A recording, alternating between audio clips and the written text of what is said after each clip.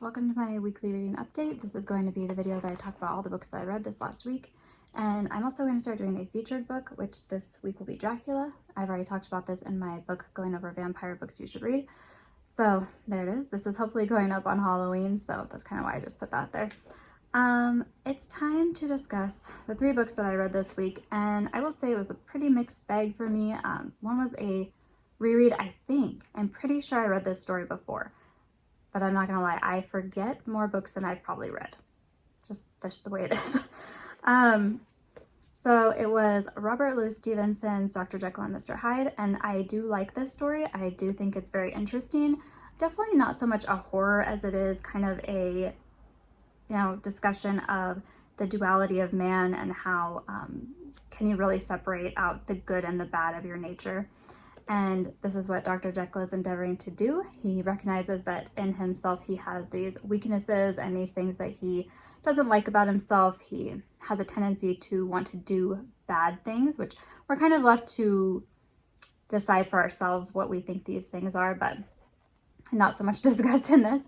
And then he decides to create this serum or potion or something he can take that basically creates this other person that is still him, but he turns into this other person, Hyde, that is basically the embodiment of all of his bad. So he has all of the bad things in Dr. Jekyll get transferred to Hyde, and then Dr. Jekyll can act as Mr. Hyde and do all of the bad things that he's wanted to do this whole time. So I kind of think it's a very interesting concept, and the question of the morality of it, like, okay, so Hyde is still Jekyll. It's just this part of his nature that he doesn't want to acknowledge. And so the idea that Dr. Jekyll really thinks that because Hyde did the horrible things, that he suffers like no responsibility is really interesting to me. And I won't get into too many spoilers about the plot, but I think it's worth reading. I think it's, kind of trying to ask these like deeper questions, and I'm not sure that it gets it all right, but I do like this story and I think it's interesting. Not so much a horror, but a fun read, and I recommend. Okay, so this one is a tough one for me because I have very mixed feelings about the adaptation of this, which is Pygmalion or My Fair Lady by George Bernard Shaw. So if you've seen My Fair Lady, the movie, you probably know what it's about, and the story is very, very similar. The play this is a play, just so everyone knows. And the play is very, very similar to the movie. It's, Eliza Doolittle. She has this very thick accent that basically makes it so that she is going to be this working class, lower class person for the rest of her life. That's, her accent kind of identifies her as someone from the lower class.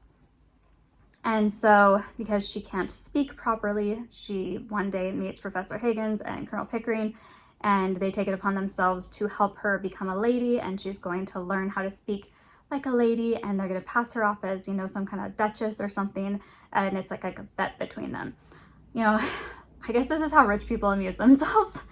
But I will say, if you don't love the ending of My Fair Lady, there is the ending that George Bernard Shaw actually wrote, which I will just give a quick spoiler to now.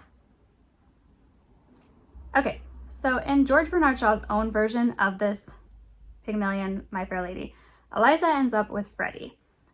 He said that he thought the movie version was not actually a happy ending, that he could think of nothing worse for Eliza than to end up with Professor Higgins. And I will say that I kind of agree with this. I was never a fan of the Eliza Higgins romance. I go along with it in the movie because I feel like they play it off more as her choice. She sees Freddie as more weak and Professor Higgins as the stronger character that she is more drawn to.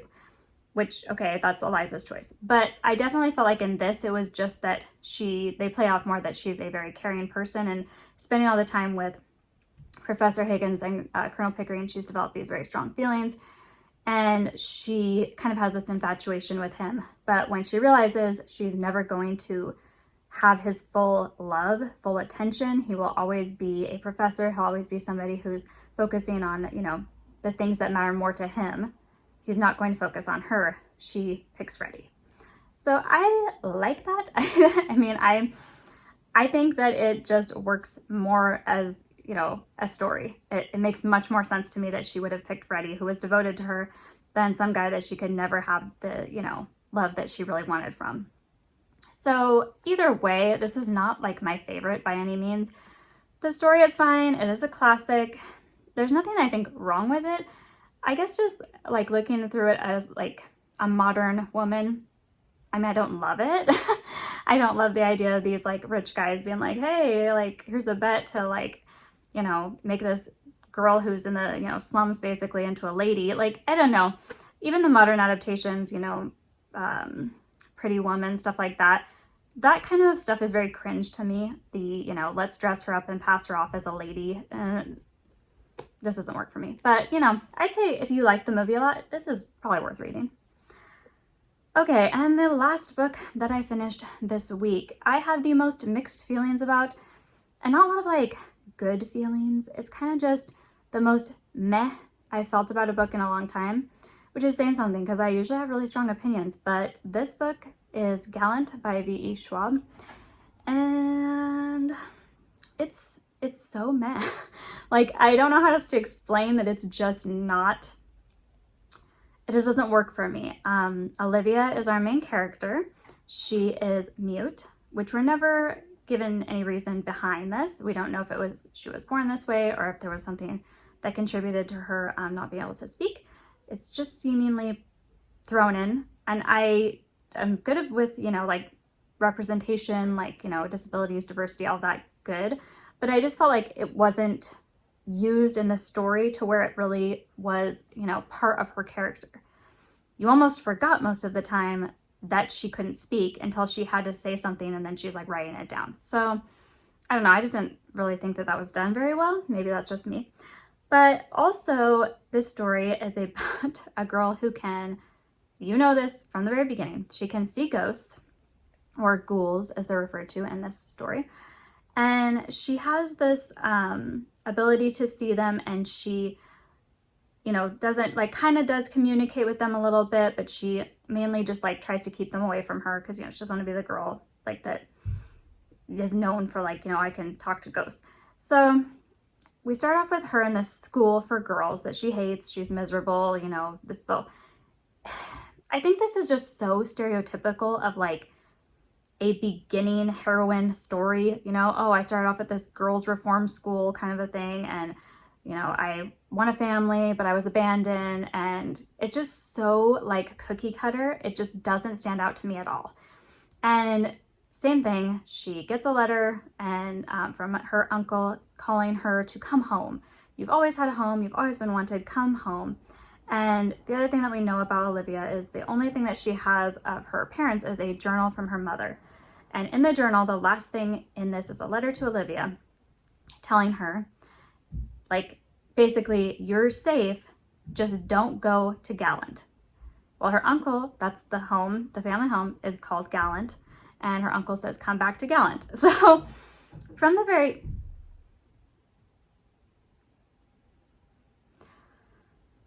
beginning, even though we're told Olivia is very smart, she definitely acts as the stereotypical girl in the horror film. She's going to make a lot of really ridiculous decisions that don't end up making any sense. Okay, so getting back to the story. So she goes back to Gallant, obviously ignoring the final wishes of her mother. I'm going to just kind of just discuss this. If you don't want to hear any spoilers, okay, don't, like, I'm going to talk spoilers. So I would say if you're interested in this, just know that it is young adult. It is, to me, not that good of a story. The writing is good. I will say I don't think that V. Schwab is a bad writer at all. She's a very talented writer. But to me, it was the complete lack of a fully fleshed out story, fully fleshed out characters. That was why I didn't like this book and why I feel like it's a super just like, middle of the road, 3 stars all the way. Like, I could not say anything about this like, oh, this part was incredible. Nothing stood out to me as being like terrible. I just think that overall it was super bland. So this is kind of like mystery, mild horror, supernatural, but nothing like it is super just to me. So I'm just going to say that that's my, you know, this is the recap. That's it. If you don't want to hear spoilers, then here's where you jump off. So I didn't like this first. So she is told immediately, don't go to Gallant. So she's like, nope, I'm going to Gallant. Like, I have family there. Okay. She knows that she believes that her mother went mad. That's why she has this journal showing that her mother went mad and all the, issues that she had. So she takes the journal, goes to Gallant, and is immediately met by her cousin, who doesn't want her there. Her uncle is dead. And she's like, he wrote to me, and they're like, no, he didn't. Go away. But she stays. There's 2 servants, a guy and a girl that are married, and then the cousin in this big house, this big mansion. And all she can think about is like how nice it is to be in a nice big house, and there's hot water and all this stuff. And of course there are tons of ghouls around the house. And she starts recognizing them as being like people that she would recognize. So she sees her mom, she sees her uncle.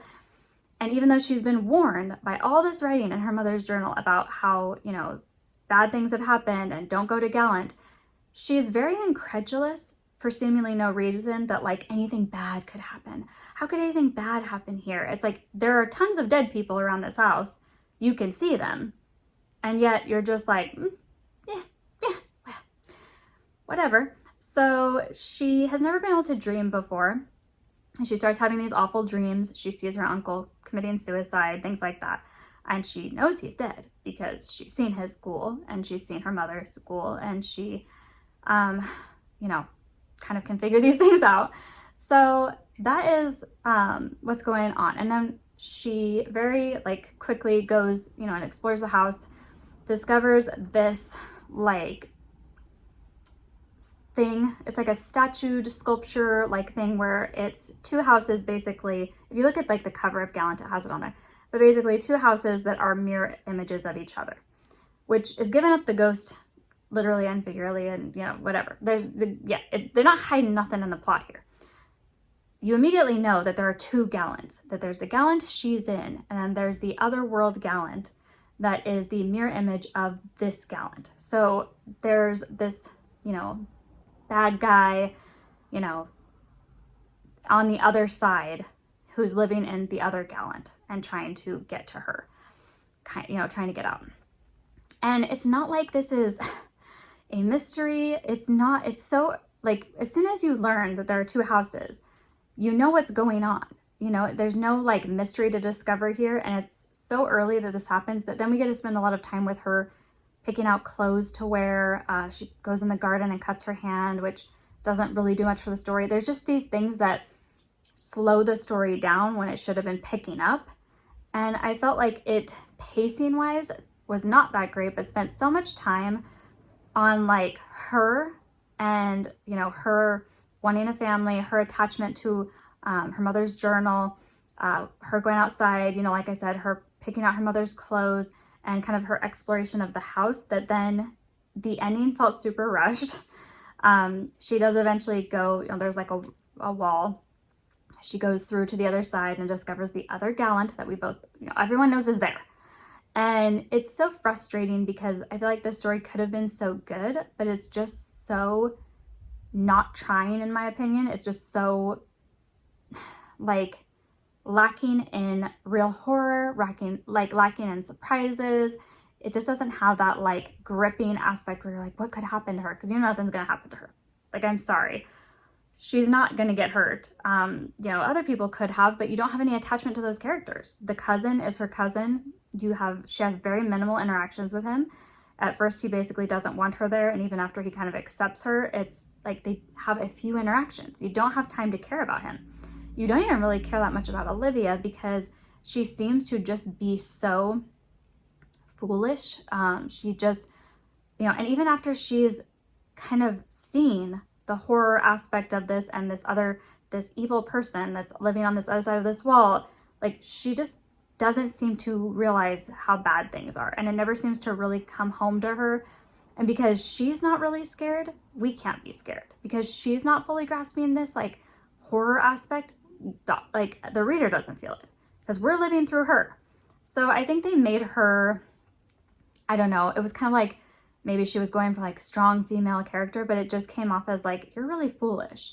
you're really not thinking this through. And maybe it's because you're young and you're not seeing like the full ramifications of these things, but also, you know, for someone who can see ghouls and, you know, like later has interactions with them and stuff, it's so silly to me that she doesn't have more of a like, oh, hey, something really bad is going on here. Something is really, you know, wrong. And like have this like slow building horror to figuring out that like, hey, there's somebody out there living in another Gallant that's trying to get out. And they're basically trying to kill this family. So I don't know. I don't like this book. I think it was, you know, very hit and miss. Like I said, the writing is fine. I cannot pick apart the writing structure. The writing is actually good, and her descriptions and her, you know, the places are very well, you know, like you can envision it all really well. But I just think that there was a real lack of characterization for anyone other than Olivia, who was hard for me to connect to as a character. And then also there was a total lack of stakes. With horror, with anything that's like, you know, kind of that spooky supernatural, you kind of have to believe that something can happen that would affect you as the reader. Otherwise, it's just like, oh, well, she saw another ghoul. She's walking over to the, you know, the Gallant house that's not Gallant, but it's like the creepy otherworld version. Oh, the guy over there, he's, you know, is like death and he's coming after her and her family. Like, okay. Yeah, I felt this was a very mediocre book. I think if you're going to read anything by V. Schwab, the only other book I've read is Darker Shade of Magic, which I loved. I thought it was great. I thought it was very much the opposite of this because it had like very, very amazing characters that you totally felt, you know, invested in. And I'm not a huge Lila fan, but I didn't dislike her. Also, Kel, I believe, is the main character, and love him. So I think it just depends on like, maybe this is like not the right age range for me, but I'm just gonna say it didn't work for me on any level. So that's how I felt about Gallant. Please feel free to tell me what you've been reading this week in the comments. Oh, my K-drama for the week that I finished, Bad and Crazy, which was super good. I highly recommend it. The acting is incredible. I will say this has some gore, which was a bit much for me even. I'm very squeamish about such things. So I have not watched Squid Games and really don't think I will. But it's a cop drama with kind of some psychological aspects to it. It is really well done, really well acted. Definitely recommend it. So those are going to be my books for this last week. And let me know what you're reading this week or what your hopefuls are. Thank you so much for watching. Please like and subscribe, and I will talk to you in the next video.